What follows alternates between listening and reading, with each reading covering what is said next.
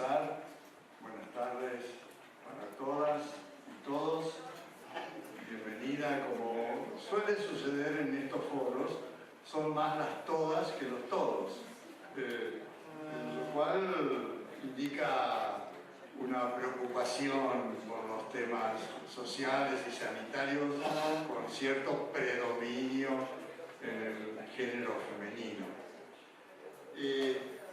Este es, por cierto, el último foro del año. Aquellos que han tenido una cierta continuidad de concurrencia se acordarán que los saludamos al señor Olivieri, que ha tenido problemas de tránsito y por eso llega un poco retrasado. No, para nada. Les recordaba que habíamos hecho dos actividades vinculadas precisamente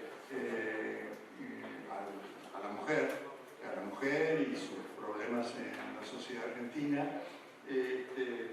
y después a los viejos, vejez y calidad de vida.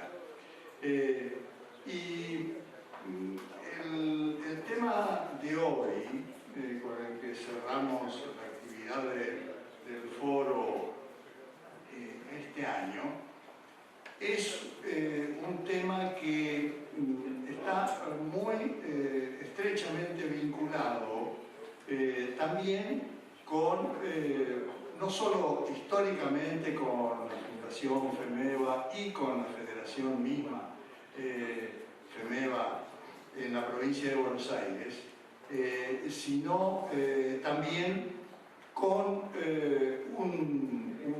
una iniciativa nueva de la Fundación FEMEVA que de alguna manera estamos también presentando en sociedad, que es la Comisión de Bioética. Dos temas muy vinculados, por cierto. La Comisión de Bioética, que está en etapa de organización, obviamente, y de programación para actividades el año que viene, está presidida por uno de nuestros panelistas, que es el doctor Juan Carlos Teati. Reintegramos algunos otros integrantes de la Fundación y en una segunda etapa seguramente serán invitados otros involucrados en la preocupación y con idoneidad para opinar sobre estas cosas. De modo que preferimos aprovechar un poco la oportunidad de un foro sobre un tema que tiene tanto que ver con el marco bioético, para presentarla de alguna manera en sociedad. No es la única presentación en sociedad que estamos haciendo. Acaba de publicarse el primer número, el primer libro de la incipiente editorial de la Fundación. Como ustedes ven, es el tema es central sobre salud adolescente, conocer para prevenir, se llama el libro, y es producto de una investigación que se realizó en General La Madrid, en la provincia de Buenos Aires. Y básicamente investiga situación social de adolescentes en General La Madrid, situación social y sanitaria, y un capítulo con más desarrollo profundiza el tema del problema de las drogas y en su relación con los adolescentes. De modo que tenemos dos novedades, primicias, si se quiere, la Comisión de Bioética y la editorial, junto a una trayectoria muy larga de hace varios años que viene desarrollando la Fundación, apoyando el programa argentino de medicina paliativa. En ese sentido,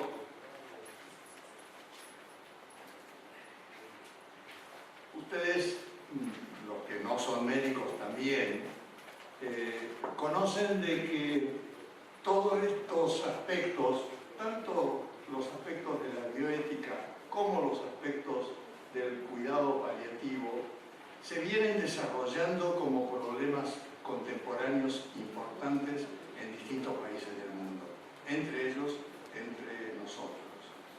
Y esto es producto de la evolución misma, no solo demográfica, sino también tecnológica y científica en el campo médico. Demográfico en cuanto a que más gente alcanza la vejez y con lo cual cambia paulatinamente el perfil epidemiológico de nuestra sociedad, y por otro lado con el desarrollo tecnológico, porque a medida que la medicina va desarrollando una mayor capacidad de curar, también esto trae problemas, porque, entre otras cosas, desarrolla también en paralelo una mayor capacidad de hacer daño. Y esto, tanto la curación como el cambio de perfil epidemiológico, como los riesgos de hacer daño, plantean intrínsecamente problemas éticos mucho más desarrollados que un siglo atrás. Entre otras cosas, enfermedades que antes eran letales, ahora se transforman en enfermedades crónicas de prolongado tratamiento, como muchas formas de cáncer, por ejemplo. Por otro lado, este desarrollo que lleva a un incremento en paralelo de la aptitud de curar y de la aptitud también de hacer en alguna medida daño. Entonces, todo esto hace de que hayamos elegido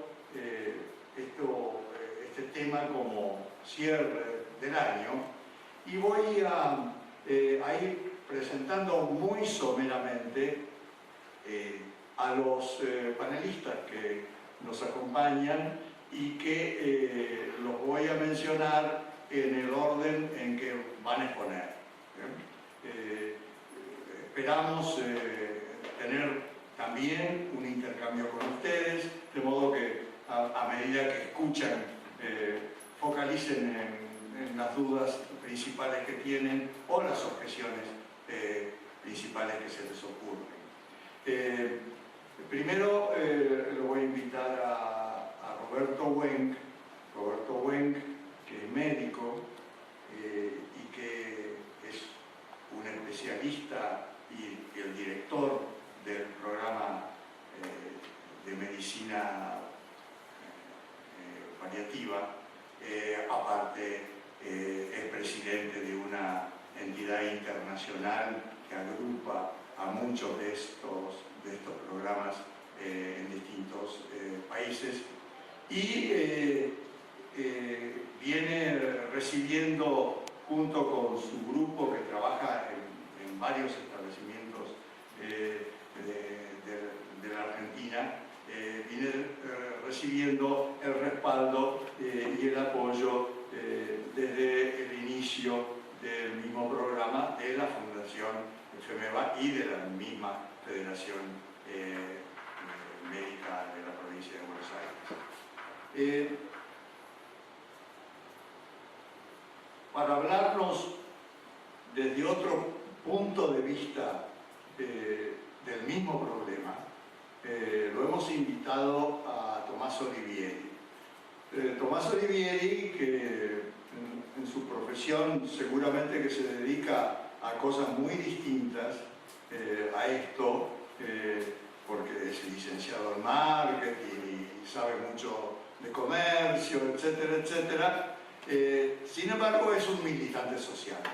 Y es un militante social entre los distintos aspectos en los que se ha volcado a acompañar mucho todo este desarrollo en distintos servicios del cuidado paliativo. Y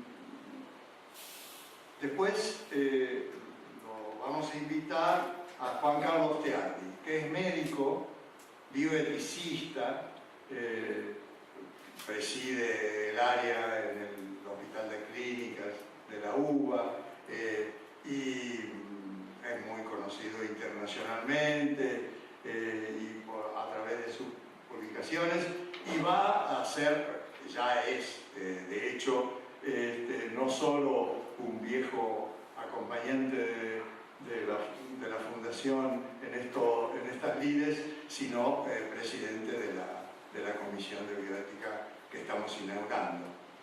Y finalmente nos pareció importante invitarlo en su doble, triple o cuádruple aspecto o función al senador Cabanchik, Samuel Sabanchik. Samuel Cabanchik, que es senador por la Capital Federal, y que él es filósofo de origen y muy dedicado a los temas de bioética también, cosa que se evidencia en no pocas de sus iniciativas legislativas, y que nos puede actualizar un poco también las tendencias que se van manifestando en el Congreso argentino en materia de tratamiento de estos temas. Yo digo, y no es en detrimento de otros autores del proyecto, que en el momento que alguna gente del Congreso me consultó mi opinión sobre el proyecto de modificación a la Ley de Derechos del Paciente, esto que se llamó muerte digna, de los proyectos que vi, no sé si vi todos, que había varios en las dos cámaras, lejos el mejor era el de Cabanchik. Lo digo sin ninguna obligación hacia él, para nada, porque nos conocemos muy recientemente. De modo que en ese orden yo los voy a pedir que hablen más o menos unos 15 minutos cada uno, y después, independientemente de que probablemente el primer orador les pida alguna intervención a ustedes mismos, la gran apertura a la discusión general la hacemos al final. Bueno, por favor, Roberto. Gracias. Perdóname, pero no sentado por ahora no funciona bien. Bueno, 15 minutos es un tiempo muy acotado para tratar de mostrarles a ustedes lo que es cuidado paliativo, y creo que es necesario mostrarles lo que es cuidado paliativo, ya que 3 personas van a hablar luego de temas relacionados con cuidado paliativo, desde el punto de vista legal, desde el punto de vista de la participación de la comunidad y desde el punto de vista de la bioética. O sea, una breve introducción tengo que hacer, es muy breve, y en este tiempo reducido lo que intento hacer o lo que voy a hacer es comentar, definir un grupo de pacientes que se llaman los pacientes con enfermedades de riesgo vital. Voy a comentar lo que es el cuidado paliativo y voy a poner énfasis en lo que ocurre actualmente en la Argentina, en lo que sabemos y las cosas que están favoreciendo el cambio en nuestro país. Ya lo voy a aprender a manejar. ¿Me pueden bajar un poquito la línea, por favor? Gracias. No, María, gracias. O sea, lo primero que tenemos que definir o que tenemos que comentar con ustedes cuáles son los pacientes que comprenden el grupo que padecen enfermedades con riesgo vital. Enfermedades con riesgo vital que no necesariamente siempre tienen que ser mortales, pero que tienen un riesgo vital y que si son progresivas, si son avanzadas, van a hacer que estos pacientes requieran cuidado paliativo. Los ven ahí distribuidos en dos grandes grupos, para adultos y para niños. Probablemente falte alguno, no sé, algún grupo, pero lo importante es que todos los grupos de edades pueden padecer un tipo de estas enfermedades. El primero que aparece y que figura y que tiene mucho peso en la comunidad es la palabra cáncer, y para eso quiero comentarles cuáles son las curvas evolutivas o las tres grandes curvas evolutivas de estas enfermedades.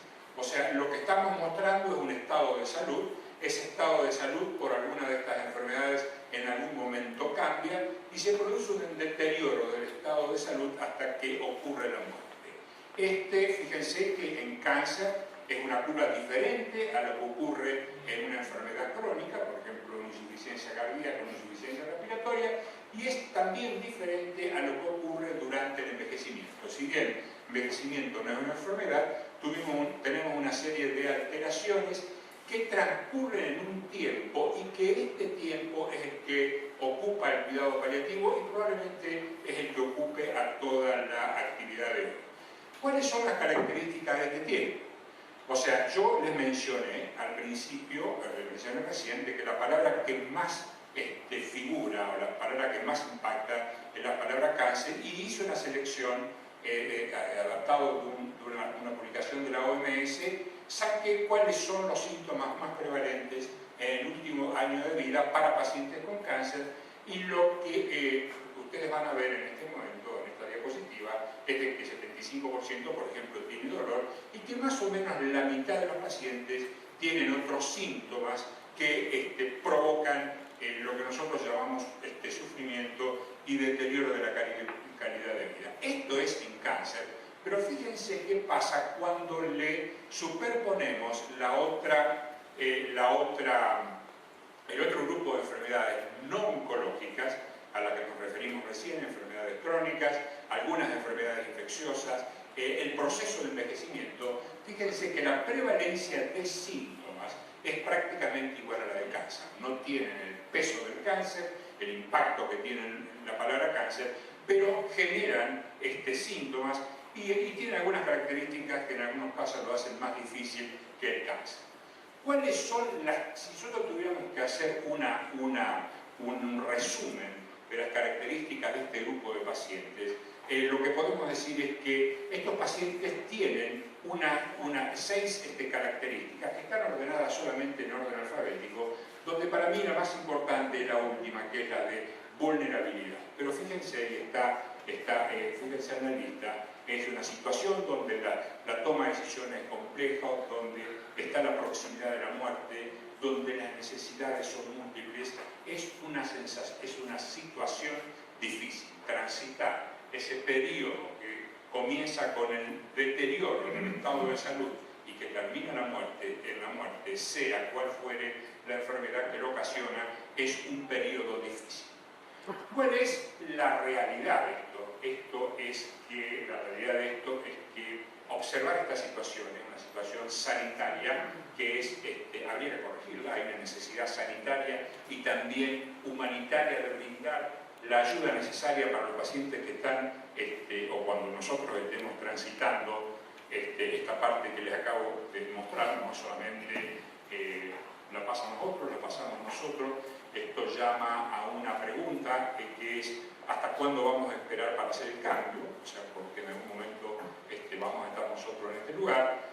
La otra cosa importante es que, o sea, existe necesidad, está todo disponible para hacer el cambio, sin embargo el cambio todavía no se hace. Y la otra cosa importante es que con lo que disponemos, que son cosas de muy bajo recurso, de muy baja tecnología, podemos aliviar un 60-80% de los pacientes.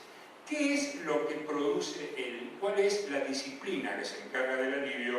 Es el cuidado paliativo.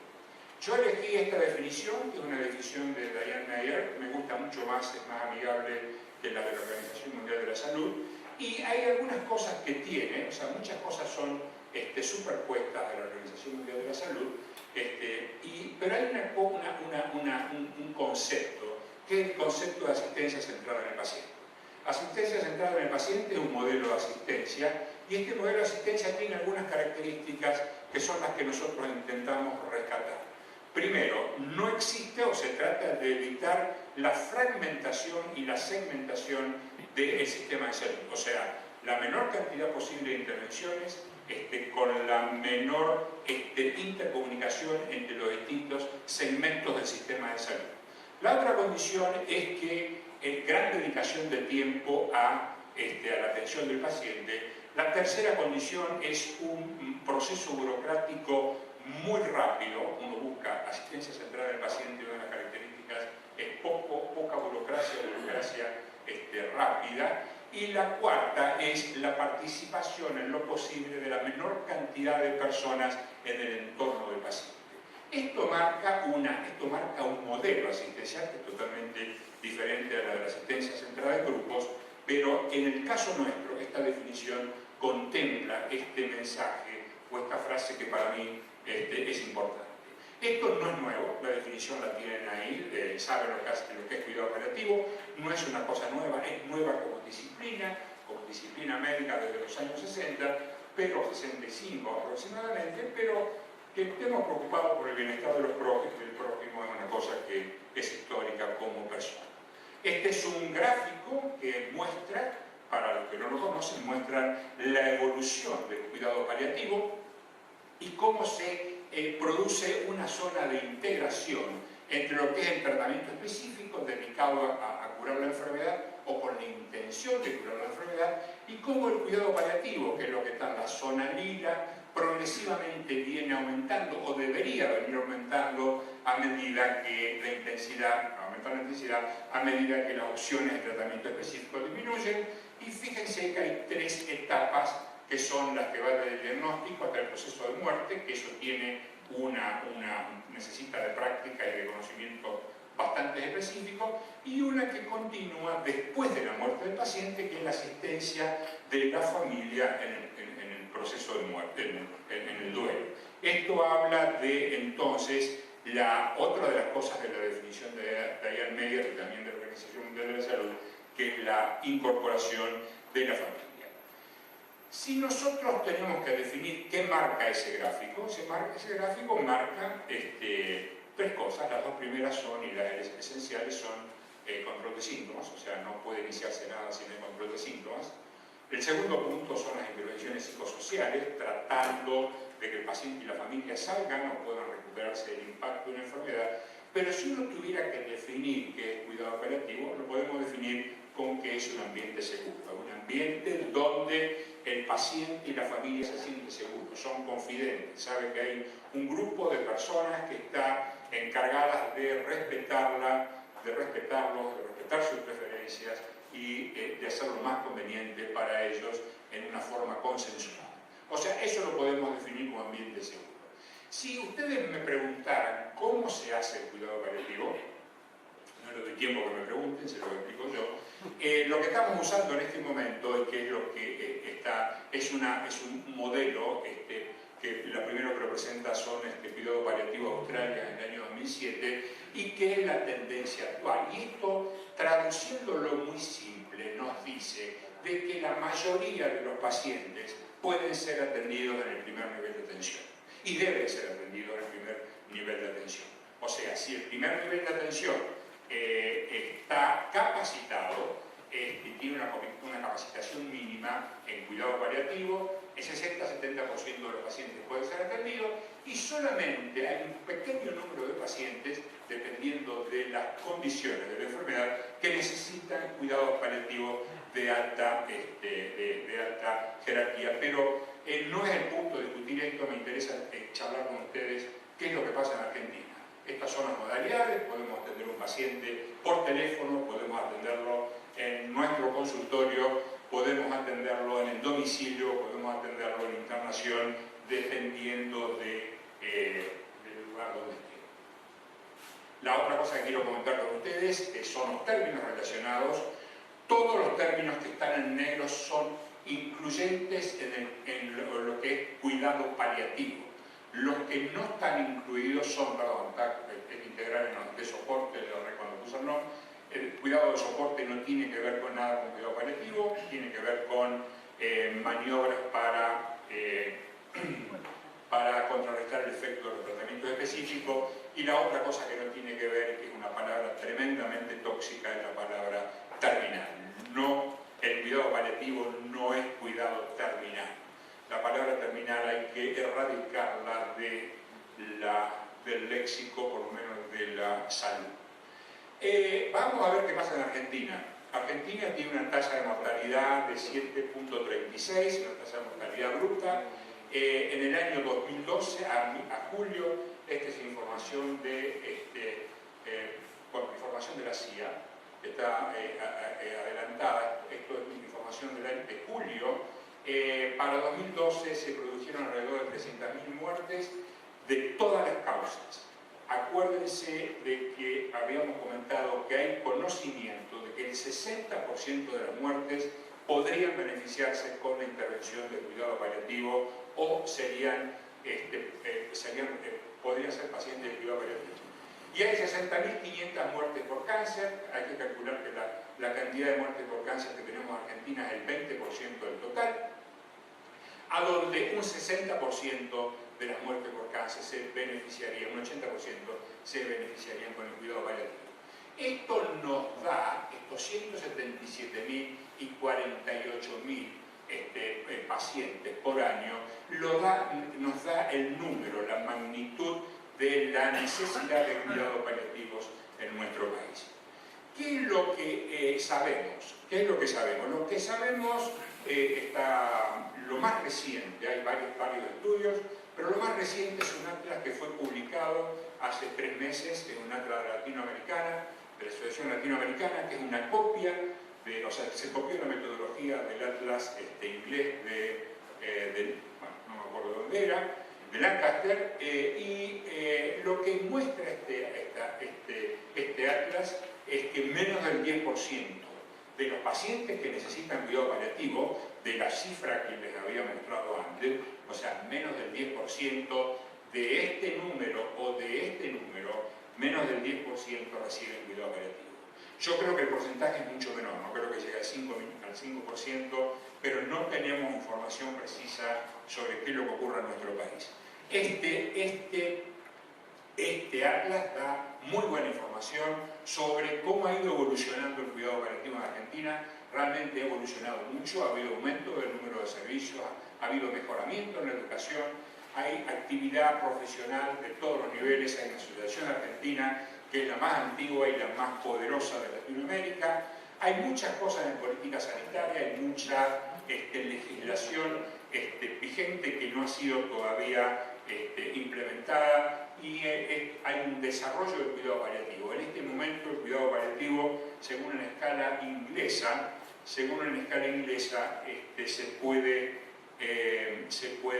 podemos decir que estamos en el paso previo al desarrollo total. Tampoco creo que esto sea así. Ahora, ¿cómo hacemos para cambiar esto? Para cambiar esto lo que tenemos que hacer es mirar, para cambiar esto lo que tenemos que hacer es mirar el escenario de lo que es el sistema de salud argentino, y esto es esta información de la OPS 2012, la OMS, y lo que vemos acá es el sistema de salud. El sistema de salud se define como todos los individuos, instituciones o actividades dedicadas para modificar y prevenir o mejorar la salud. Y lo que vemos es una serie de participantes en este sistema, como tiene que ser. Está la medicina tradicional, están las obras sociales, está lo que es la medicina que depende del Estado en su rubro municipal, provincial, nacional. Vemos algunas universidades que tienen cuidado paliativo en el tercer nivel, de alta calidad, cuidado paliativo, tienen actividad en el tercer nivel. Vemos sistemas privados de alta complejidad y de baja complejidad, y además vemos también programas nacionales verticales que caen dentro de lo que es el sistema, de salud. En todas estas áreas van ocurriendo cambios que son importantes. Por dar un ejemplo, obras sociales, IOMA sacó un plan que se llama el Plan Cuidarte, que es un plan, hay que ver cuál es el futuro, pero está muy bien basado, pensamos que las cosas van a ir bien. A nivel nacional, Remediar y Redes está sacando un programa de capacitación de primer nivel de atención en cuidado paliativo. A nivel de un programa nacional, el programa del Instituto Nacional del Cáncer tiene un componente que es el componente de cuidado paliativo, que está llegando a diferentes lugares del país. Y por supuesto, dentro de los sistemas privados también hay iniciativas, tanto en los de alta gama o en los de baja gama, hay iniciativas para implementar el cuidado paliativo. Bien, el asunto, la palabra es la integración. O sea, en este momento son actores que están trabajando en forma separada no sé si competitiva, pero sí separada. Y el objetivo que nosotros tenemos que lograr es la integración, o sea, la integración del cuidado paliativo en el sistema de salud, con la definición que habíamos dado del sistema de salud. Y esto ocurre, así como uno lo ve, es una cosa desalentadora, porque uno dice, tantos actores, cada actor tiene su agenda, cada uno tiene su interés. Pero lo bueno de esto es que se sabe que el sistema sanitario es el modelo de sistema complejo de rápida adaptación. O sea, si uno tiene que tomar un modelo, estas son definiciones de los mías, son OPS o OMS. Si uno tiene que tomar un modelo de lo que es algo complejo que rápidamente se puede adaptar, es el sistema sanitario. Cualquier sistema sanitario. O sea, son complejos porque esto marca la complejidad, pero el otro componente es que es un sistema que está retroalimentado con alta comunicación, y al haber comunicación entre ellos, los cambios adaptativos que uno necesita para hacer la integración ocurren. Bien, por supuesto que para esto va a ocurrir, está ocurriendo, no sé si la integración se va a dar, pero está ocurriendo, me anticipé. Bueno, aclaro que no estaba programado. Es un buen método. Esto va a ocurrir, yo soy un convencido que va a ocurrir, a lo mejor no en el tiempo necesario para que lo veamos, pero soy un convencido que va a ocurrir. Y el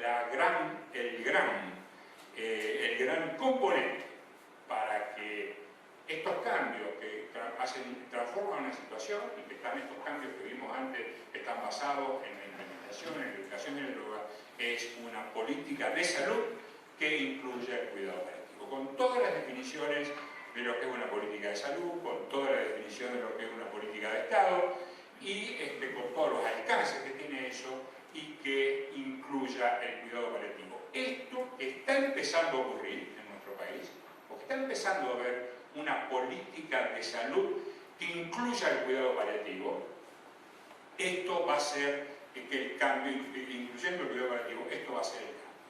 ¿Cuáles son factores que condicionaron esto? Y termino, y esto es totalmente personal. Yo creo que los factores que están haciendo que las personas que toman decisiones a nivel de las autoridades sanitarias de los diferentes niveles que vimos antes están incorporando el cuidado paliativo en sus políticas, se deben a varias cosas. Una de ellas es que hay un peso de opinión y de necesidad, o sea, la gente más o menos sabe lo que es cuidado paliativo. Hay muchos que estamos trabajando por el cuidado paliativo, ese es un factor. Pero el otro factor que creo que es el más importante, que está ocurriendo en todas partes del mundo, es que es una práctica costo efectiva. O sea, uno puede, y está entrando por la economía, en otros países entró por economía, y yo creo que acá está entrando por economía.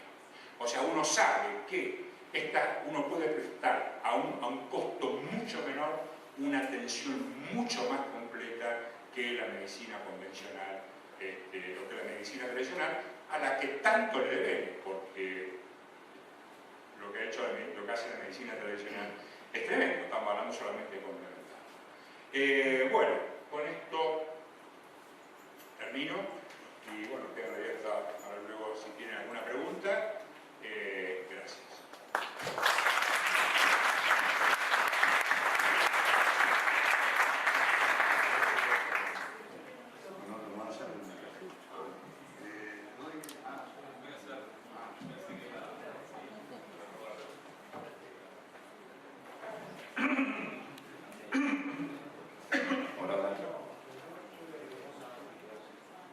Buenas tardes, mi nombre es Tomás. La verdad que quiero agradecer profundamente al doctor Aldo y a Roberto por la invitación a participar de este panel. La verdad que es un lujo para mí estar compartiendo este espacio con gente tan destacada y con tanta experiencia.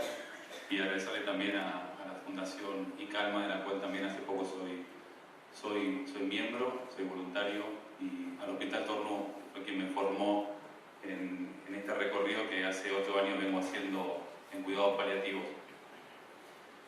A ver, un poco lo que hago es, no tanto desde la medicina, más un acompañamiento en lo que es la dimensión psicoemocional / espiritual de las personas, ¿no? Tanto de la persona que está por partir como de los familiares. En mi trabajo, hoy por hoy, yo trabajo en una ONG que trabajamos con personas mayores de 45 años, perfil clase media profesional, que se quedan sin trabajo y que les hace muy difícil reinsertarse nuevamente al mercado laboral porque para el mercado ya son viejas, son obsoletas, son descartables. Entonces, traigo esto porque yo considero que los occidentales somos una sociedad que vive muy arraigadamente en un paradigma, que es el paradigma del hacer y del tener, ¿no? Tenemos un superávit muy fuerte en eso. Y siento que tenemos un déficit muy importante en el paradigma del ser, y que acá me parece que se relaciona y toca mucho con lo que es el acompañamiento en final de vida y el porqué, la importancia de los cuidados paliativos, de difundir los cuidados paliativos, de conocer lo que se viene haciendo hace muchísimo tiempo. Bueno, Roberto es una de las personas que empezó acá en Argentina, y la verdad que particularmente tengo una experiencia respecto de lo que es la muerte bastante pobre. Creo que las personas tenemos muy mala calidad de muerte porque no sabemos incorporar la muerte a lo que es el ciclo de la vida. Tenemos un déficit muy fuerte a nivel emocional cuando tenemos que atravesar este tipo de situaciones, que muchas veces no tanto de la persona que lo está padeciendo, sino de los familiares, y que ahí sin darse cuenta por ahí están bloqueando o están obstruyendo una calidad de final de vida que podría ser mucho mejor de la que es. Y acá mi función como voluntario en cuidados paliativos es poder acompañar, no tanto de lo que es el cuidado físico, porque para eso están los especialistas en medicina paliativa, sino más que nada de lo que hacemos los voluntarios. Y acá es muy importante porque hacemos un trabajo muy integrador con el resto de los profesionales de cuidados paliativos. Un equipo de cuidados paliativos está integrado por múltiples disciplinas, desde los médicos, enfermeros, voluntarios, trabajadores sociales, ocupaciones, terapistas ocupacionales y demás, lo cual es buenísimo porque le da como una mirada mucho más integradora y un acompañamiento mucho más humano a la persona. Y mi experiencia personal es que es impresionante cómo cambia la calidad del final de vida de una persona que recibe cuidados paliativos de una persona que no lo recibe.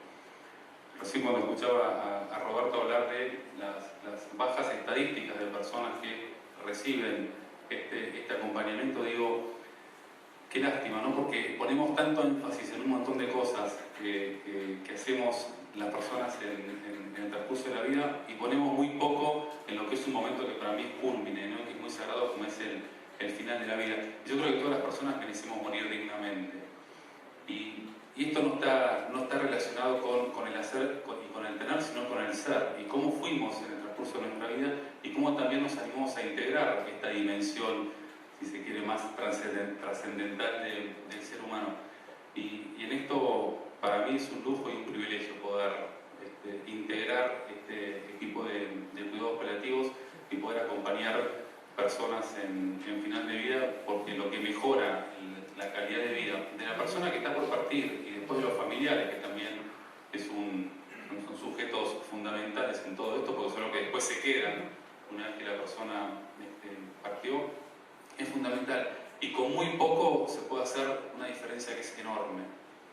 A mí muchas veces me preguntan ¿cómo haces para acompañar a una persona? ¿Qué es lo que hay que hacer? Y muchas veces la respuesta es simplemente hay que ser.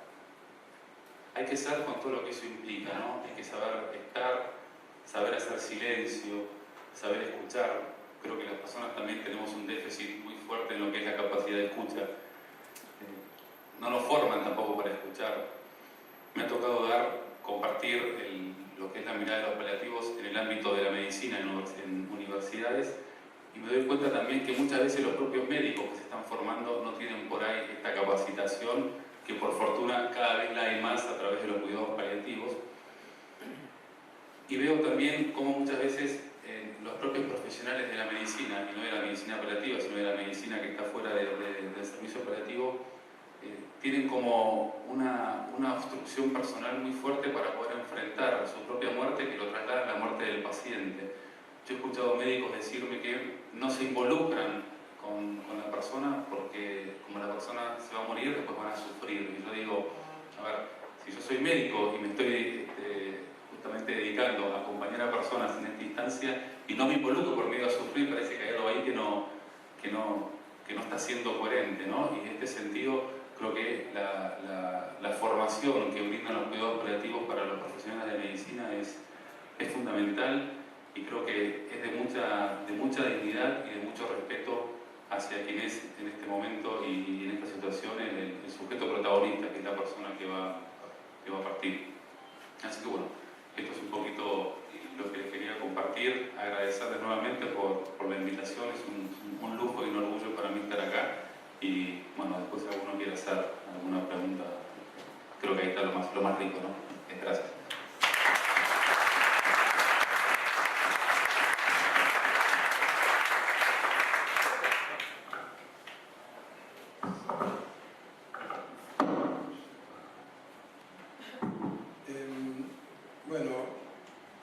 Yo de las muchas cuestiones que se pueden trabajar desde la bioética sobre cuidados paliativos, elegí para estos minutos que tenemos un tema que es el de dolor y sufrimiento, para focalizar un poco la reflexión, ¿no? Y lo hice recordando sobre todo un caso que todos conocerán, que dio lugar junto al de Camila Sánchez a la ley de llamada de muerte digna, ¿no es cierto?, de la cual obviamente el protagonismo aquí del doctor Cabanchi, que es conocido.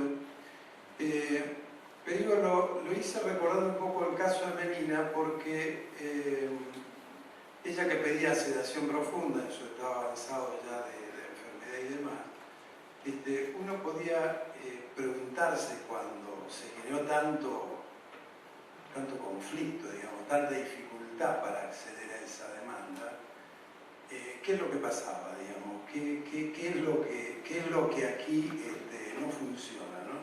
Y yo creo que en la base, digamos, de la filosofía de los cuidados paliativos y de tratar de dar cuenta de los problemas que las personas se enfrentan, como nos contó Roberto recién, en el momento de la enfermedad y del morir,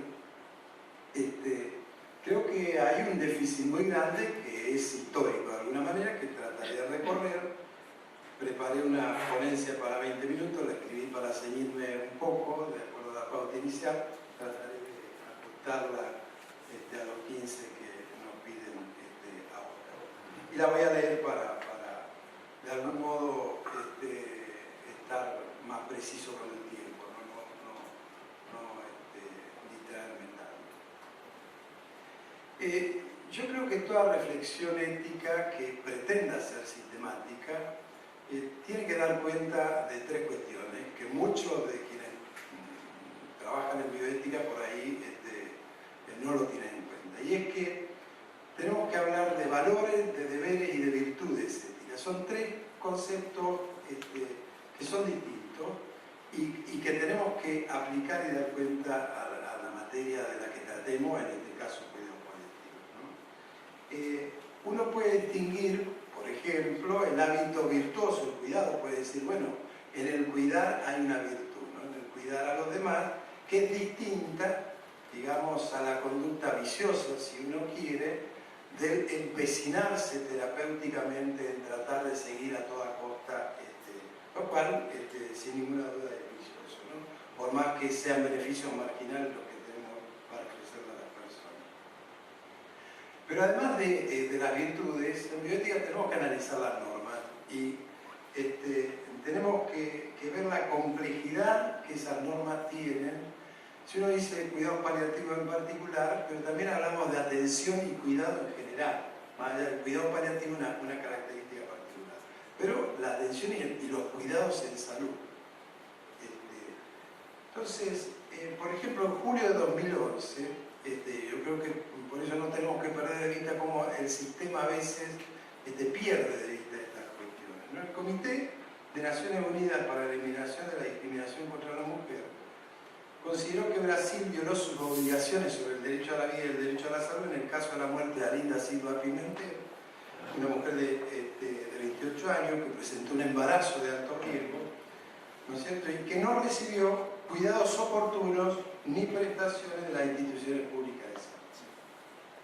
Un caso distinto, o sea, en ese caso se condenó a Brasil, un caso distinto al de María Obando, una mujer de 37 años, habrán oído de ella, analfabeta en situación de pobreza, madre de 12 hijas, acusada del abandono de su hija de 3 años que murió con un cuadro de severa desnutrición, y para la que un fiscal de la provincia de Misiones le solicitó la pena de 5 años de prisión por no haber brindado los debidos cuidados a su hija.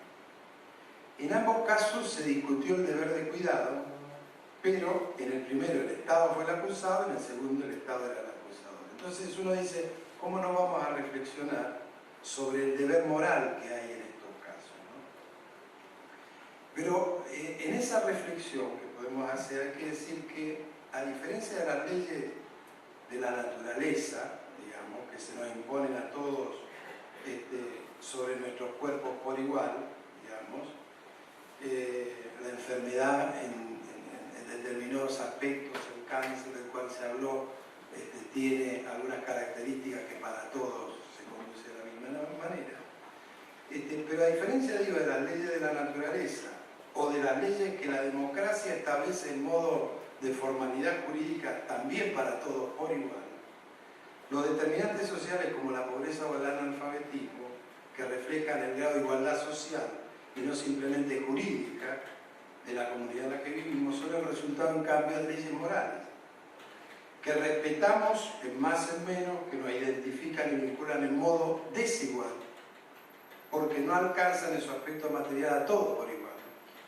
Leyes que se pueden modificar, porque en eso consiste precisamente el autogobierno o autonomía, y cuyo mayor responsable es el Estado, en tanto expresa la mayor autoridad que puede instaurar o cambiar esa ley.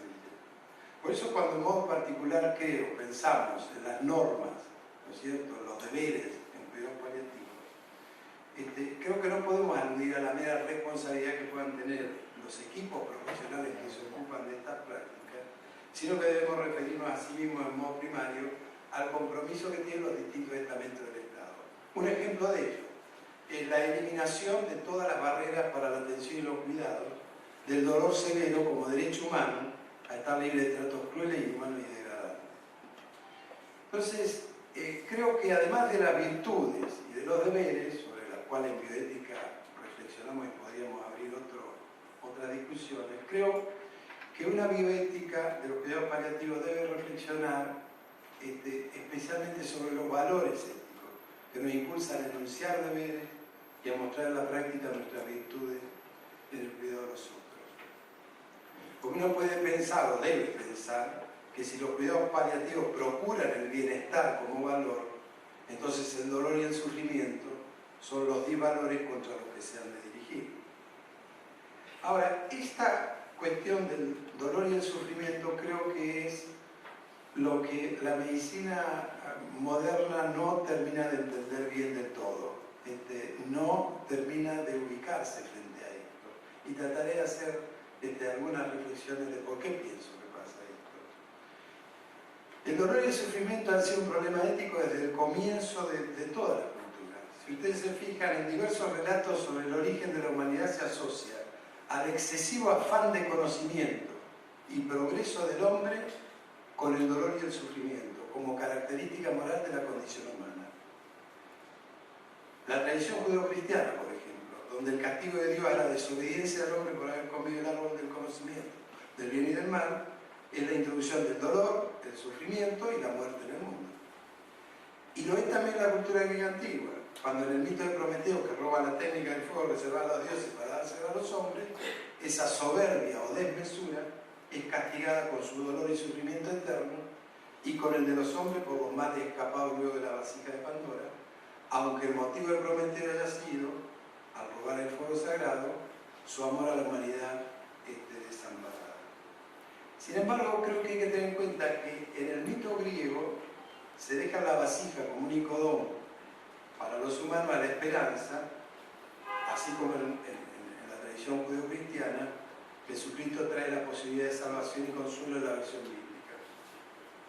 Pero en ambos casos, el dolor y el sufrimiento quedan asociados a la idea de futuro y a la significación del vivir humano. Atraviesan un poco las características de lo que es el ser humano.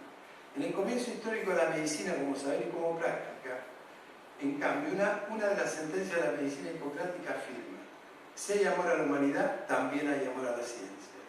O traduciendo el texto griego de los preceptos de otro modo, también podríamos decir: donde hay amor al hombre o filantropía, hay amor al arte médico o filotécnica. Hay que notar que la primera condición de esa sentencia hipocrática, al igual que el primer móvil del Prometeo, así como el mandamiento de Dios en el paraíso, es el amor al hombre o a la humanidad. Sin embargo, la diferencia entre el amor al hombre del mito bíblico o del mito prometeo y el amor al hombre de la medicina hipocrática es que en los primeros había una edad dorada sin sufrimientos,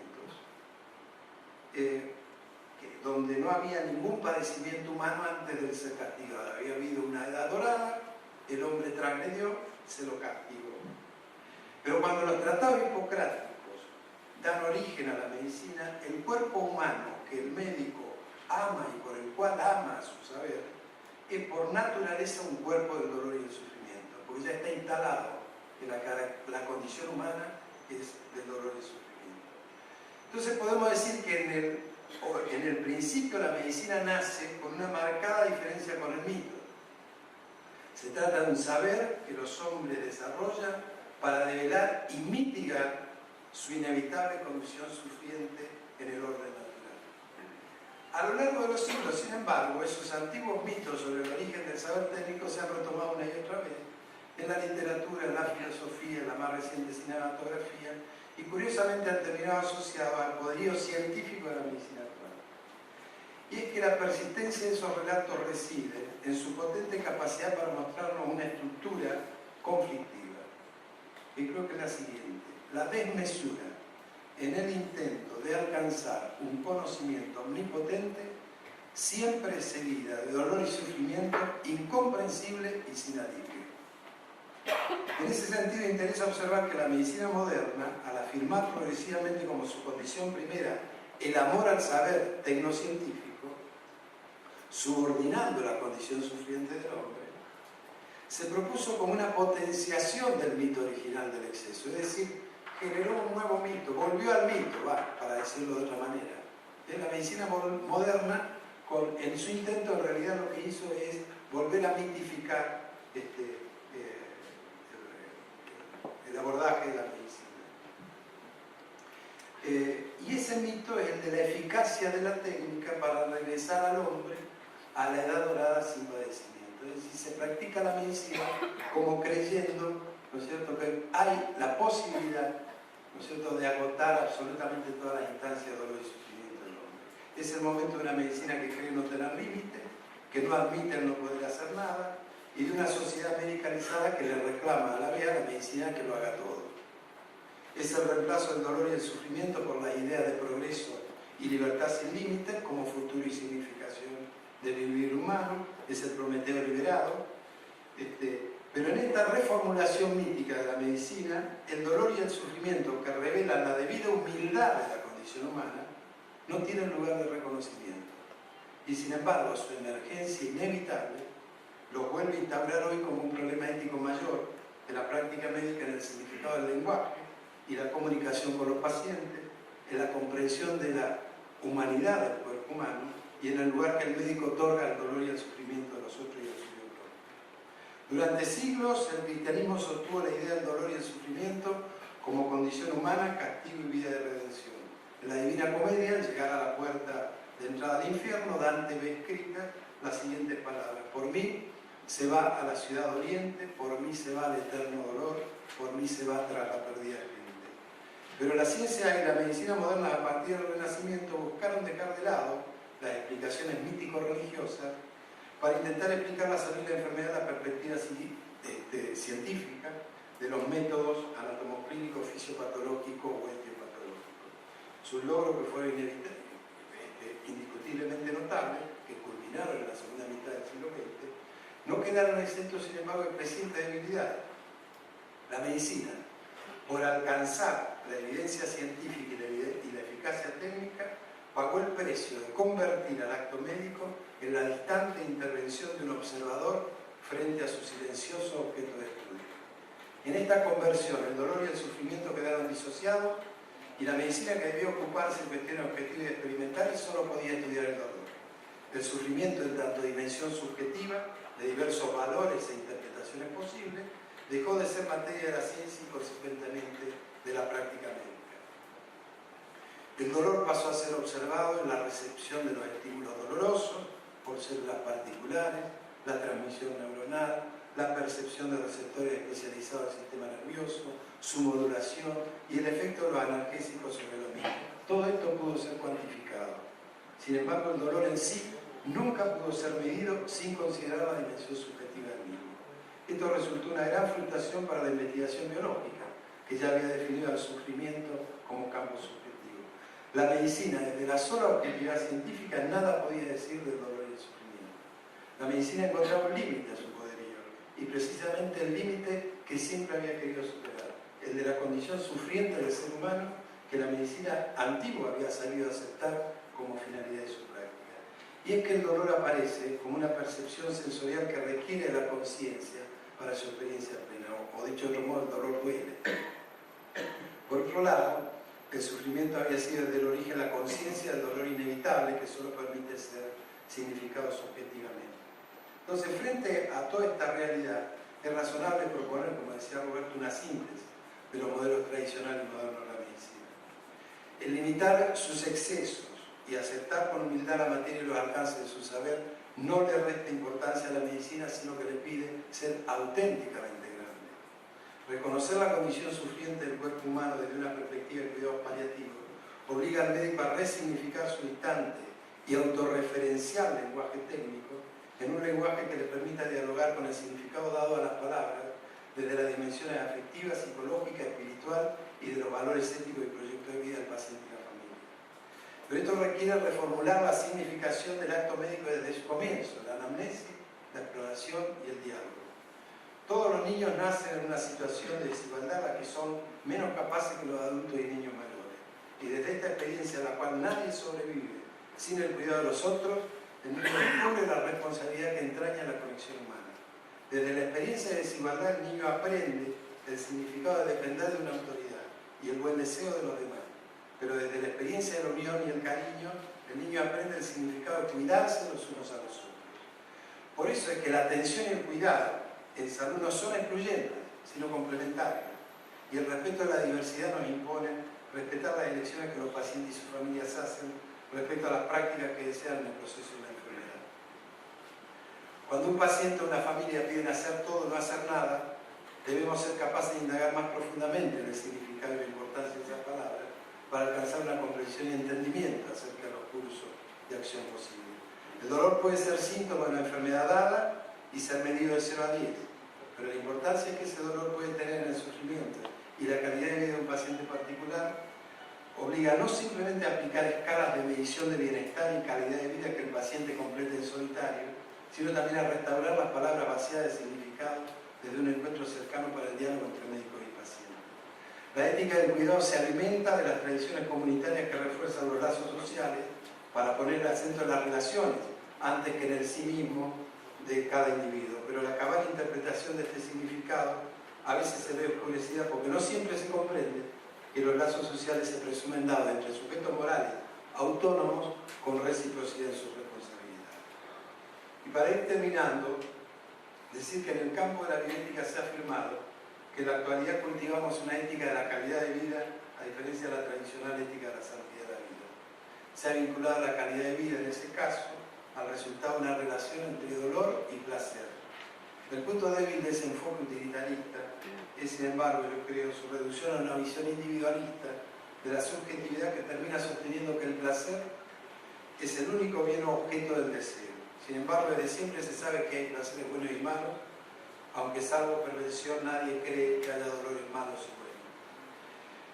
Por eso es que la noción médica tradicional del dolor y el sufrimiento, al entender a esto como un rasgo subjetivo, aunque característico de la condición humana, ya nos obligaba a pensar en una medicina de alcance universalista donde todo ser humano es sufriente, aunque en cada persona esa condición se verifique en modos particulares que son muy variables.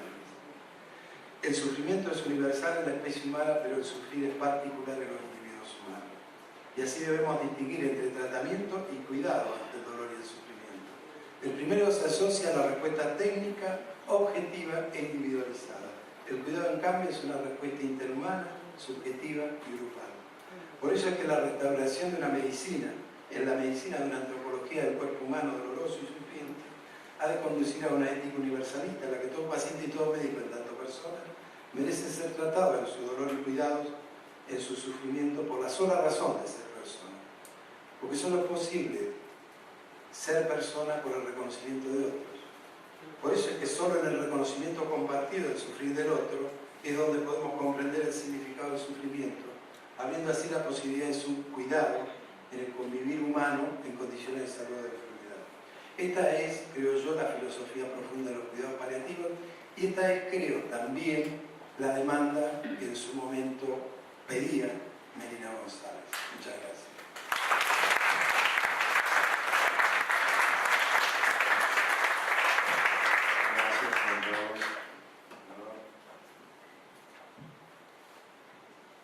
Muchas gracias, doctora Aldomeri. Gracias por la invitación a formar parte de este panel. Muchas gracias a todos los presentes. Y bueno, un gusto de compartir este panel con todos los oradores. Y saludar a la presencia de la mamá de Melina González, que está aquí también, Susana Bustamante, ya que terminó el doctor Tealdi justamente con la mención a su situación y a su testimonio. Bueno, voy a, dada la brevedad, digamos, del tiempo disponible, voy a presentar lo que llamaré, digamos, 4 contextos para enfocar esta cuestión de los cuidados paliativos. Un contexto muy amplio que recorrió el doctor Tealdi recién y que también está implicado en la exposición del doctor Bell, por ahí pronuncié mal el apellido, con la noción de vulnerabilidad que rescato de su exposición, ¿no? Este contexto amplio nos remite precisamente a largas tradiciones de la humanidad que han reflexionado siempre sobre la vida y la muerte como núcleo existencial del ser humano en sociedad, y podemos hablar de las tradiciones orientales, de las tradiciones indígenas, de las tradiciones occidentales, tanto la tradición bíblica como la tradición griega. Efectivamente, en todas ellas encontramos una profunda reflexión y una práctica también acerca de la vida y de la muerte, ¿no? Para mostrar unos ejemplos mínimos, en griego existen dos palabras para vida: bios y zoe. Y nosotros muchas veces nos referimos con el mismo término vida a aspectos que en esa tradición antigua, por ejemplo en Aristóteles, por ejemplo en las filosofías helenísticas, se referían a algunos de esos aspectos con bios y a otros con zoe, ¿no? Donde zoe tiene más que ver con la vida biológica, no específicamente humana en comunidad, y bios con una vida cualificada y con una vida en común, con la vida del ser en común que es un ser humano, ¿no? Entonces, muchas veces en el desarrollo de una tradición, de un lenguaje, de una cultura, de un conjunto de prácticas sociales, se superponen estas diferentes dimensiones. Creo que en el occidente al que pertenecemos, un punto de ruptura muy importante que nos hace ingresar en un segundo contexto más próximo a nosotros es el de la modernidad. Allí, si hacemos la historia de las prácticas acerca de la vida, de la muerte, de la curación, del cuidado, ha habido muchas modificaciones desde la antigüedad hasta hoy. Y ha habido un punto de ruptura con la modernidad que crecientemente fue construyendo una visión acerca del sufrimiento, del dolor, de la muerte, del trato con esos límites existenciales de la existencia humana, muy distintos, ¿no? Donde la modernidad nos abrió a un paradigma en el cual, de alguna manera, como se dice habitualmente, el ser humano sustituyó a los dioses, ¿no? Como un poco algo de eso prometeico, ¿no? Que nos reflejaba el doctor Tealdi recién. Ya estaba en todas esas mitologías, pero la modernidad de alguna manera creyó y nos prometió, y un poco somos herederos de ello, nos prometió realizar verdaderamente, ¿no? Esa especie de endiosamiento del ser humano. Y sin duda que la medicina fue cargando en gran medida, y el médico en particular en su persona, fue cargado en gran medida ese peso, ¿no? El peso de convertir un poco, para ciertas situaciones, a los seres humanos en dioses. Y efectivamente eso ha dado también una cosecha importante, ¿no? No podemos negar que somos hijos de la modernidad y no cabe plantearnos un retorno a situaciones que ya no nos son accesibles culturalmente hablando. No podemos volver a ser griegos antiguos, ni hombres del comienzo de la tradición bíblica, ni seres humanos del medioevo. Contexto cultural este último que menciono, en el cual morir se moría mucho más públicamente que hoy día, ¿no? No había una especie de secuestro de la vida y de la muerte como muchas veces ocurre en nuestra modernidad. Una modernidad que se caracteriza por alejar los aspectos animales del espacio público y de compartirlos en comunidad. Eso era muy propio en otras épocas del ser humano. Para citar un ejemplo un tanto burdo, ¿no? Pero acá en esta ciudad todavía se pueden encontrar cosas como la prohibición de no escupir en el suelo, por ejemplo, ¿no? Evidentemente era una práctica corriente para que hubiera, y molesta también, claro, para que hubiera que prohibirla, ¿no? Pero hoy no tiene mucha vigencia una normativa semejante. Ya hemos introyectado en nuestra conciencia pública ciudadana muchos de esos rasgos que nos hacen menos animales los unos para con los otros, desde el punto de vista de todas las flaquezas, aquellos donde somos vulnerables justamente, mortales, animales que comparten con los animales muchas cosas y que obviamente nos diferenciamos de ellos también por muchas otras, pero no dejamos de pertenecer a esa dimensión animal que está en vida, tanto sea bios como sea zoe, y por eso somos mortales. Entonces, recuperar la dimensión de mortalidad, de vulnerabilidad, plenamente en nuestras prácticas sociales, sin duda que es una transformación. Yo no sé si es un cambio de paradigma, porque nuestro paradigma sigue siendo la modernidad, pero es una transformación o un punto de inflexión dentro de ese paradigma. Entonces, el primer contexto más amplio es aquel que nos pone en las cuestiones existenciales, y es bueno tener la perspectiva histórica y sociohistórica de comparar nuestra civilización con las civilizaciones que nos han precedido en el tiempo dentro del Occidente, o civilizaciones que directamente han seguido una ruta distinta a la nuestra, la de los occidentales. Porque eso enriquece nuestro punto de vista. Porque mirar con otros ojos siempre hace aprender algo y siempre enriquece. Y nos permite construir entonces algo mucho más flexible, algo mucho más múltiple, que lo que resulta de estar en una sola dirección.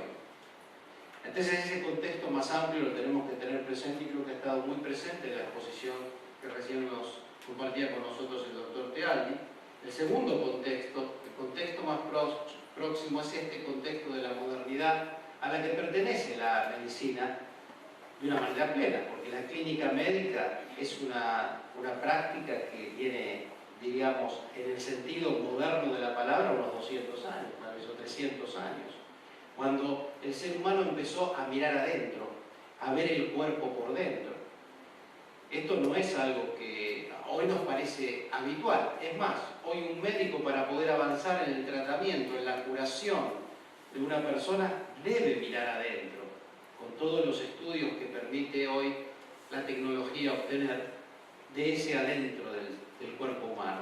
Pero eso, por ejemplo, ahora recuerdo un gran filósofo de la modernidad, Spinoza, formulaba una pregunta como: no sabemos lo que puede un cuerpo, como una especie de grito en favor del cuerpo y acerca de tanto dualismo y tanta dicotomía entre cuerpo y alma que atraviesa a la cultura de la modernidad. Entonces, hoy sabemos más lo que puede un cuerpo, pero también sabemos lo que no puede, y también sabemos los límites que tenemos en el tratamiento de lo frágil y vulnerable que seguimos siendo, a pesar de todo lo que la modernidad nos ha permitido desarrollar. Porque tampoco es cuestión de despreciar el desarrollo de la ciencia y de la tecnología, que ha permitido ampliar la vida, que nos ha dado muchas, mucho confort, mucha prevención. Pero claro, como decía el doctor Aldo Neri al comienzo, también ha fortalecido la capacidad de daño. Todos los instrumentos pueden ser usados para bien y para mal. Y a mayor poder acerca de nosotros mismos, hoy es impresionante lo que podemos definir acerca de la vida humana, ¿no? Pensemos un minuto que tener un hijo o una hija era una cuestión más bien de la naturaleza. Hoy es una cuestión de la cultura, prácticamente, ¿no? Si se es estéril, hay fertilización asistida. Incluso inducir el sexo de la descendencia se ha planteado como posible. Quiere decir que los seres humanos modernos somos capaces casi de ser algo más que Prometeo. Casi estamos en la invención del fuego, más que en compartirlo o en dárnoslo los unos a los otros. En ese sentido no podemos dejar de pensar que somos modernos, pero voy aproximándome a un tercer contexto, que es el contexto político argentino inmediato, el de la ampliación de derechos, que está en el título también de nuestro panel, ¿no? Cuidados paliativos, un derecho. Y sin duda estamos en una época feliz en la Argentina en estos años en esta materia. Porque que hemos ampliado derechos en estos años no hay ninguna duda. desde las políticas del Poder Ejecutivo Nacional, desde distintas políticas locales y también desde la legislación nacional. Recientemente, como dieron testimonio tanto Aldo Neri como el doctor Tealdi, ellos se refirieron a los testimonios y al trabajo que hemos hecho para lo que se llamó Ley de Muerte Digna, y eso es una ampliación de derechos. Ahora tenemos ya una media sanción para la Ley de Cuidados Paliativos, y eso también es ampliación de derechos. Y así en materia de salud, pero también en muchas otras materias, estamos en un contexto político en la Argentina de ampliación de derechos. Concebir el cuidado paliativo como un derecho ya es un avance de esa transformación, que es de alguna manera correctiva en relación al exceso de un paradigma que tiene más que ver con eso que en su desvío o en su exceso es el encarnizamiento o exceso de terapéutico bien motivado muchas veces, otras no, bien intencionado muchas veces, otras no, pero en todos casos, más allá de las intenciones, vigente. Hace pocos días con Susana Bustamante justamente estuvimos asistiendo a una señora que pidió nuestra ayuda porque tiene un hijo internado en una situación, digamos, de una vida ya en disminución progresiva, totalmente amenazada y probablemente en proceso de muerte, y no encontraba interlocución en el nosocomio donde está internado para la cuestión esta llamada, mal llamada tal vez, pero a veces los nombres se nos imponen, ¿no? Muerte digna. Hay mucha docencia que hacer, hay mucha transformación de prácticas que hacer, ¿no? Todavía se ve mucha desolación e impotencia en las salas de terapia intensiva, creo yo, ¿no? A veces los médicos no saben lo que hacer, la familia de los pacientes no saben lo que hacer, los pacientes tampoco. Una de las cosas que no se conocen son los derechos, justamente, ¿no? Y los derechos son consagrados normativamente por las leyes. Las leyes no crean los derechos, más bien los reconocen, los consagran, los convierten en prácticas posibles. Eso es lo que tratamos de hacer desde el Congreso Nacional, por ejemplo, con estas leyes que estamos tratando. Entonces, falta una docencia, ¿no?, que hay que hacer muy fuerte, y una modificación de prácticas y actitudes en todos los actores, que somos todos en el fondo, ¿no? Roberto decía justamente que ninguno está libre, ¿no?, de pasar al otro lado del mostrador en esta situación. Todo lo contrario, sabemos que será así, y entonces podemos vernos anticipadamente en ese espejo, y ya entonces tratar al otro como esperamos ser tratados el día de mañana, con comprensión. La escucha, que decía acá el amigo también, ¿no? La escucha es muy importante, ¿no? Y él decía que a veces a los médicos les faltaba esa escucha. Bueno, a todos nos falta, no hay por qué hacer encarnizamiento terapéutico sobre el médico, digamos, en este caso, ¿no? No es el único que por ahí carece a veces de la escucha necesaria. Y también los familiares. ¿Quién puede ver fácilmente el rostro de alguien que sabe que sabemos que se va a morir? ¿No? Es muy difícil ver ese rostro de la misma forma que lo veíamos antes. Y es muy difícil que esa persona nos vea, y nos vea de la misma manera que nos veía antes. Así que todos somos transformados, ¿no?, por esa vulnerabilidad compartida. Pero en la medida en que convertimos estas cuestiones, las cuestiones del vivir y del morir, y de la calidad de vida compartida en una sociedad, en cuestiones comunes, en cuestiones del ser en común, en esa misma medida dejamos de estar tan solos. Tal vez perdemos algo del señorío que la modernidad nos ha prometido, pero al mismo tiempo nos volvemos más y mejores seres humanos. Algo que en el ideal de las éticas antiguas estaba muy presente. Por ejemplo, los epicuros, uno de los grandes movimientos de las filosofías helenísticas posteriores a Aristóteles, justamente definían toda la ética, toda la forma de vida, una ética como una forma de vida en base a la disminución del dolor, y para eso también la reducción de los placeres, entendiendo que el exceso se daba en ambos niveles, para reducir tanto los placeres, en el sentido de no estar detrás de la satisfacción cada vez más excesiva o imposible de esa especie de absoluto que puede buscar un ser humano, reducir los placeres, pero también y sobre todo ¿para qué? Para reducir el dolor. El dolor es una presencia de la vida humana, no el dolor objetivado y cuantificado que se disocia de la dimensión subjetiva llamada sufrimiento. Ese dolor que es lo mismo de alguna manera que el sufrimiento, el dolor sentido, el dolor dolido, ¿no? Entonces, contar con ello es contar con una práctica ética distinta, sin ninguna duda. Y yo creo que los cuidados paliativos, y para terminar lo que voy a hacer es leer algunos artículos de la media sanción que hemos dado en el Senado a la Ley Nacional de Cuidados Paliativos, que como toda ley es perfectible. El trabajo legislativo es un trabajo complejo, son muchas voluntades, distintas fuerzas políticas, y entonces se hace lo posible, ¿no?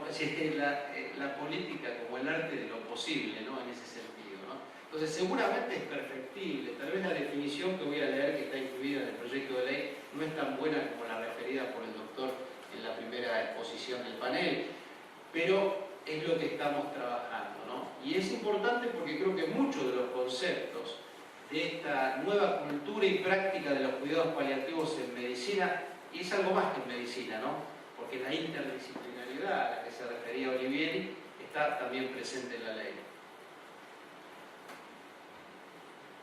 Justamente el artículo primero de la ley que estamos trabajando en el Congreso, digo, ya tiene media sanción del Senado, esperamos hacerlo ley este año que viene. Se crea el Programa Nacional de Cuidados Paliativos dentro del Ministerio de Salud de la Nación. Y se define el cuidado paliativo como prestaciones que mejoran la calidad de vida de pacientes y familias, y es muy importante que se incluya la familia, que se enfrentan a los problemas asociados con enfermedades amenazantes para la vida, ahí también se ha evitado el término terminal, a través de la prevención y alivio del sufrimiento, en el sentido también subjetivo, ¿no? Del dolor, por medio de la detección temprana, evaluación y tratamiento del dolor y otros problemas físicos, psicológicos, sociales y espirituales.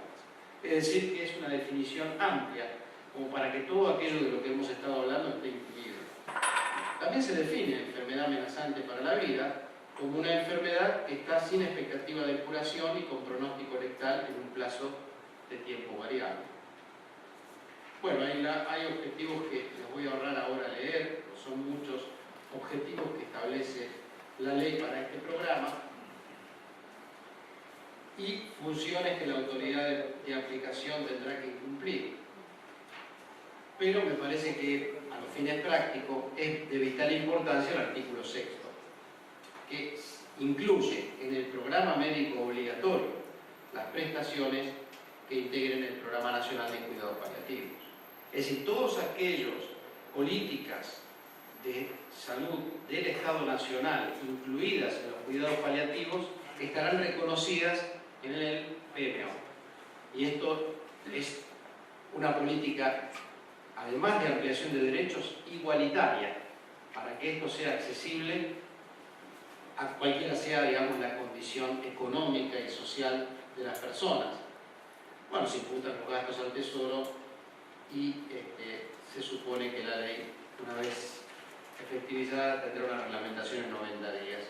Bueno, esto es lo que estamos dando como respuesta desde el Congreso Nacional a estas, yo no sé si nuevas necesidades, tal vez son necesidades de hace mucho tiempo, pero sí acompañando una nueva conciencia profesional dentro de la medicina y también con este concepto de la interdisciplinariedad, ¿no? Porque estamos hablando de voluntarios, el señor es un especialista en marketing, ¿no? Y es un voluntario de los cuidados paliativos. El voluntario, el enfermero, el técnico en determinados campos que pueden ser específicos para ese cuidado paliativo en el momento dado. Naturalmente el especialista en la salud psíquica, el psicólogo, el psiquiatra, el psicoanalista. Claro está, el médico como un personaje central de todo ese contexto tan ampliado, la interdisciplina. La interdisciplina no es solamente una suma e integración de saberes, es que cada uno sabe que sabe menos de lo necesario. ¿Por qué necesitamos la interdisciplina? Porque cada uno tiene un poco de saber, pero mucho de no saber. Y es allí donde creo que se aloja la escucha, donde creo que uno debe ser un instrumento de aquel que nos necesita y no ese, quien está padeciendo, su familia, ser un instrumento de nuestra propia práctica, de nuestra propia seguridad, digamos, ¿no? Muchas veces perdemos, me parece, ese eje en la vida común, no solamente en estas cuestiones límites como aquellas a las que pertenece lo que estamos tratando, ¿no? Pero ese no saber que empezó, desde el cual comenzó la filosofía también, ya que estamos, ¿no? Sócrates era un paladín de ese no saber, y de allí es que surgen las preguntas fundamentales y las respuestas renovadas para una vida que tiene que ser una vida mejor, una vida simplemente más humana, una vida que sea menos de dioses y más de seres humanos. Bueno, muchas gracias. Señora. Para el señor senador, no sé si lo interpreté bien y quería pedirle que lo aclarara. Usted manifestó al comentar el artículo 6 del proyecto de la ley de sanción. Más cerca, por favor. Sí, usted comentó, cuando habló del artículo 6 de la ley de la sanción, que... ¿me escuchan?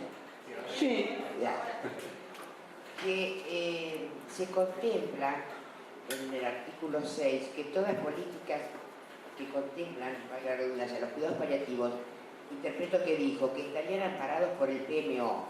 Sí, estarían incluidos. Mi pregunta es, ¿no obliga la ley que estén incluidas dentro del PMO las prácticas de cuidado paliativo? Justamente, es lo que acabo de decir. Ah, no, porque la pregunta la aclaraba porque yo interpreté que usted decía que iban a ser amparadas, no que iban a ser obligatorias.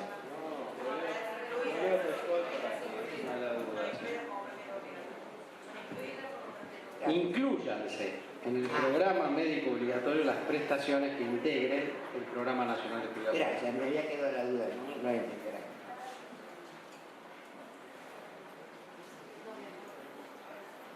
A ver la siguiente.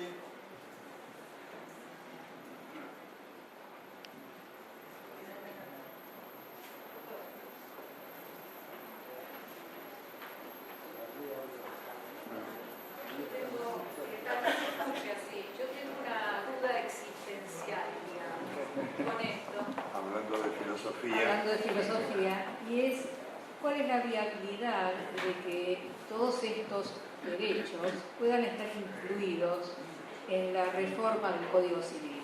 Y pregunto esto por lo siguiente: la famosa ley mal llamada de muerte digna, porque en realidad es una ley de derechos del paciente, borró con el codo lo que escribió con la mano. Esto yo ya lo dije en alguna oportunidad, y es que para hacer una voluntad anticipada tengo que ir a un escribano, hacer un papelito, y si vivo en la Villa 31 me va a resultar muy difícil, con lo cual ya automáticamente esto empieza a ser una desigualdad de base. Por otro lado, si yo vivo de la General Paz para allá y resulta que me crucé para acá, lo que yo firmé no va a estar amparado porque somos un país federal. Entonces digo, para que las leyes que son reconocimiento de derechos de las personas puedan ser efectivamente tales, ¿cuál es la posibilidad de que estas legislaciones que tienen que ver con el derecho personalísimo del ser humano puedan estar incluidos en la nueva legislación? Bueno, gracias por la pregunta. Yo respondo corto porque seguramente hay otras respuestas en el panel y hay otras preguntas. Específicamente en tema del Código Civil, ¿no? Porque lo otro es muy largo. O sea, el proyecto original nuestro no incluía lo del escribano, etcétera, etcétera. Pero bueno, digamos, eso fue lo posible, como dije antes, y puede ser perfectible en el futuro. Pero hemos, digamos, tenemos la satisfacción de estar discutiendo un proyecto de Código Civil polémico en muchas cosas. No vamos ahora a abrir ese, es para otra reunión del foro, doctor. Pero hay un artículo en el proyecto del nuevo Código Civil que incluye la voluntad anticipada, el registro de voluntad anticipada. En ese sentido, y eso es, por supuesto, como es una cuestión no retenida por las provincias, sino delegada a la nación, se aplica automáticamente en todo el territorio. Creo que la ley de muerte, llamada mal, pero en fin, la ley de muerte digna también debería ser interpretada así, porque si lo interpretamos, y en esto el doctor Tealdi podría agregar mucho seguramente, que está trabajando mucho en eso, de acuerdo al comentario que me hacía antes del panel, yo creo que eso es un nivel constitucional, porque en el fondo es una política de derechos humanos. Si uno lo entiende como política de derechos humanos, amparado por las convenciones que tienen rango constitucional, ninguna jurisdicción podría decir, ah, no, porque aquí en esta jurisdicción no vale. Pero bueno, es materia controvertible, igual creo, por ejemplo, en provincia de Buenos Aires, creo que... Exacto. Hace 20 días que se dio por unanimidad la adhesión y el día 13 de diciembre lo van a tratar por unanimidad en el Senado la adhesión a la ley de muerte digna. Y en Ciudad de Buenos Aires está en trámite también. Creo que, bueno, en Córdoba también ha habido una ley provincial que tiene algunas diferencias, pero bueno, es decir, se va avanzando también jurisdicción a jurisdicción.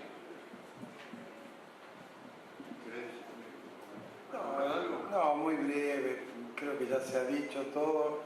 Creo que hay un consenso generalizado respecto del error que se cometió en la ley al convocar a escribano. Creo que ya también se está ampliando digamos, la interpretación, incluso a nivel de juristas. Ya hay muchos juristas. Ellos hacen una distinción un poco técnica en la jerga jurídica para señalar cómo de ninguna manera la instrucción anticipada puede ser considerada en el campo del derecho que deba ser labrada ante escribano. De manera que eso ya hay bastante, es un error, hay que tenerlo claramente así y disputar, pero bueno, está en el texto, está escrito, pero digamos, creo que el consenso ya es muy amplio en general. Y lo único que cabe es la modificación o, de hecho, prácticamente la interpretación de esto en el sentido de que no hace falta la intervención de ninguna manera del escribano. ¿Alguna otra intervención?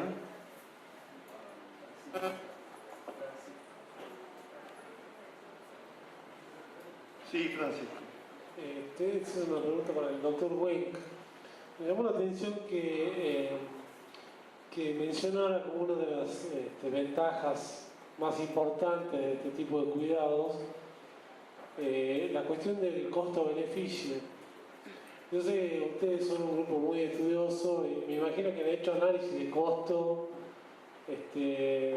no sé si a nivel de servicio o a nivel de servicio por paciente, no sé si lo hicieron. Sí, hay estudios, de hecho, son internacionales, no son nuestros. Nosotros lo que hemos hecho ha sido muy básico, no hemos evaluado consumo de prácticas y el consumo es muy bajo, pero no hemos podido cuantificarlo en valores monetarios.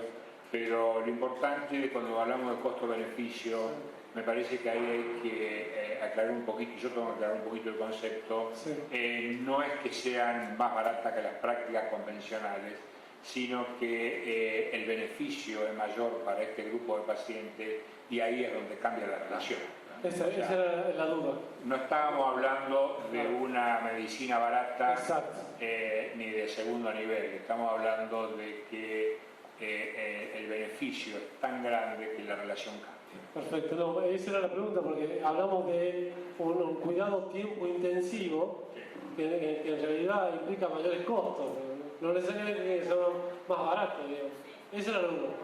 En realidad, en nuestro país lamentablemente significa mayores costos, porque los pacientes que están en paliativos están abandonados del sistema. entonces los incluimos. Por eso es más caro, porque incluimos a personas que habíamos abandonado históricamente. Entonces, desde el punto de vista económico en pesos es más caro, desde el punto de vista de la política social es altamente costo efectivo.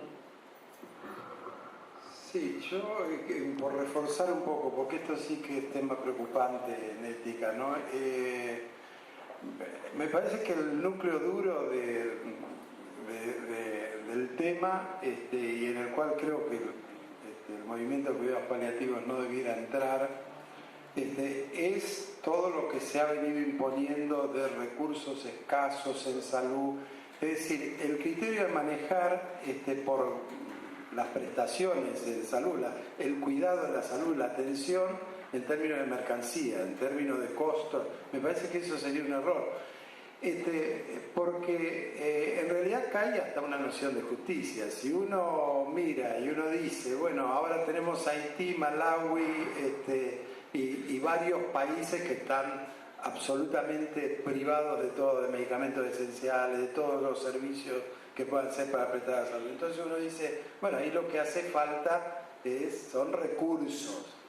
Y entonces, bueno, en realidad lo que hace falta, si uno mira el mundo con otra perspectiva, es que la gente tuviéramos otra filosofía de cuidarnos y entre las naciones hubiera otra noción de convivencia en un mundo en común. Digamos, si estos países que prácticamente son parias hoy del mundo vivieran en una comunidad de naciones con otra economía, con otro modo de entender las cosas, serían distintas. Me parece que ese discurso de los recursos escasos, los recursos materiales, el cuidado interhumano no puede faltar nunca. Es decir, es el único recurso disponible, abundante y que siempre va a existir. Entonces, desde esa filosofía yo creo que hay que subordinar los recursos materiales a esa ideal de cuidarnos los unos a los otros. Entonces, si es así, bueno, usaremos los recursos materiales que tengamos nosotros, y si ampliamos la filosofía, si la globalizamos, que podamos compartir entre todos. Lo que pasa es que lo que uno ve son las disparidades en salud son cada vez mayores. Entonces, recursos escasos, ¿desde qué perspectiva de justicia global? Hoy es uno de los temas, en teoría la justicia es uno de los temas claves. Ya pasó la ola de los 70, de los 80, hoy el tema es pobreza, desigualdad en el mundo y cómo se reformula la democracia y las relaciones globales, ¿no? Y me parece que ahí la noción de cuidado es una noción muy potente, digamos, mucho más potente que estar discutiendo a ver en términos de costo-efectividad que pudiera ser en el discurso de otra perspectiva, ¿no? En este tema, perdón, paso un pequeño aviso. Un muy buen libro recientemente traducido al español del francés es el de Pierre Rosanvallon, Sociedad de Iguales, en el que hace un poco la evolución en los últimos 200 años de las concepciones distintas frente a estos temas de la desigualdad, cómo han ido evolucionando. Pierre Rosanvallon debe estar... claro. Pero los que tengan paciencia de tragarse las casi 400 páginas son muy sustanciosas. Sí, la señora. Buenas tardes. Yo, con respecto a lo que decía el colega, lo que quería agregar nada más es que en el imaginario social de nuestros pacientes está instalado esto, el costo-beneficio, como que hubiera en cuidados paliativos una quita de beneficios para el paciente.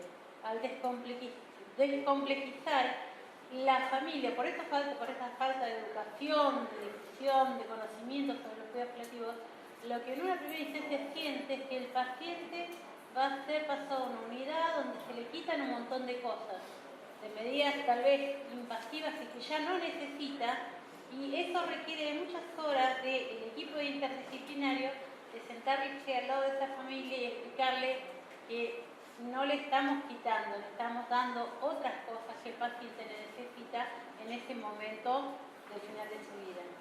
Solamente eso quería aclarar. Muchas gracias. Antes de que lo comentemos, lo tenemos que despedir al senador Cabanchik porque tiene un compromiso que no puede postergar y ya está llegando tarde.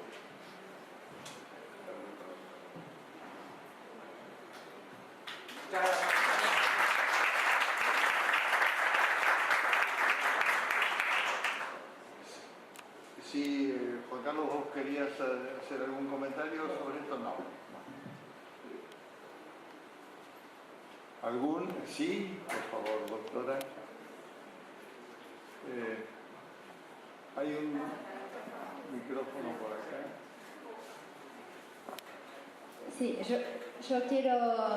yo soy Mariela Bertolino, coordinadora de la Unidad de Cuidados Paliativos del Hospital Tornú y la Fundación FEMEVA, y tengo que decir que me llena de emoción en la calidad de las exposiciones de la mesa, y creo que hay algo muy simbólico en todos estos años que la Fundación FEMEVA ha ido transitando en la promoción del desarrollo de los cuidados paliativos.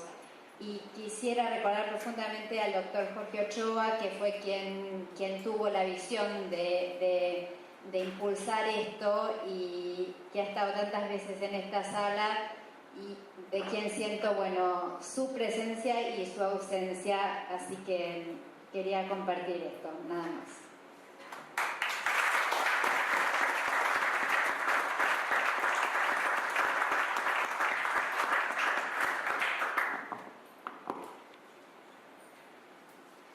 ¿Algún otro comentario? Cerramos con... Yo. Ah.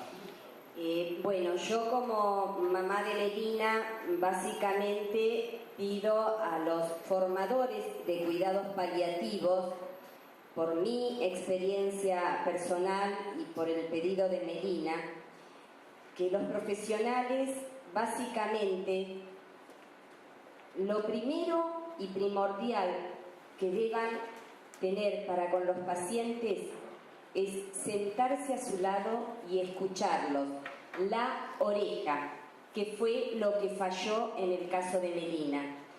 El servicio de cuidados paliativos no fue malo, les faltó básicamente a los médicos la oreja, el sentarse y escucharla, cosa que hicieron las enfermeras en cuidados paliativos.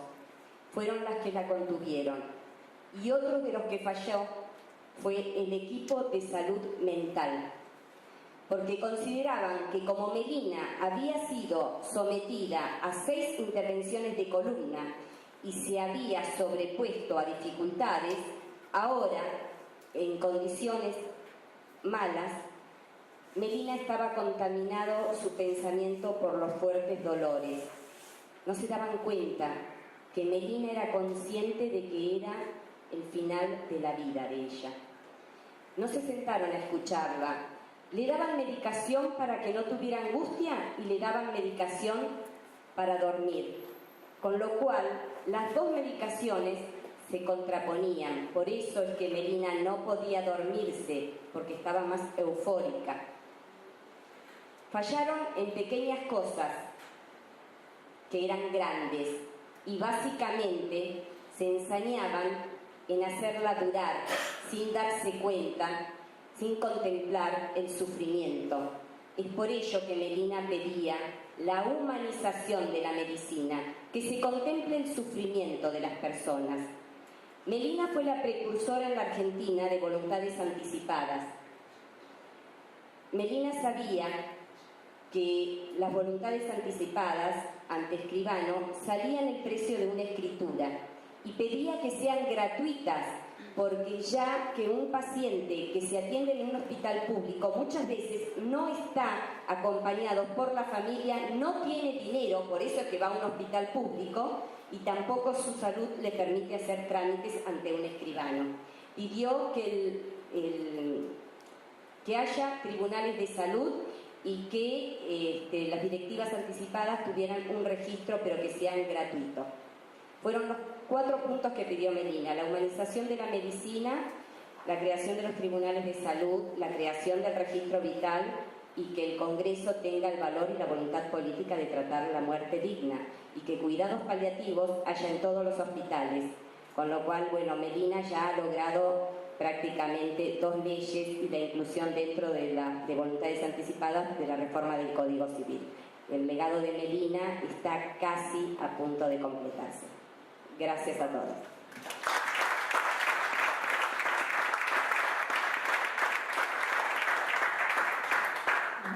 Muchas gracias a usted porque nos trae una aclaración muy importante que hace que el problema de la salud y la misma medicina no es un problema unilateral de los médicos, es un problema compartido en el que de alguna manera y en distintos roles tiene que protagonizar el conjunto. Melina lo sabía, por cierto. Bueno, los esperamos el año que viene. No sabemos todavía qué temas, pero estos temas quedan abiertos de todos modos, y claramente en la Fundación este tema de cuidados paliativos es un tema de conversación cotidiana prácticamente, de modo que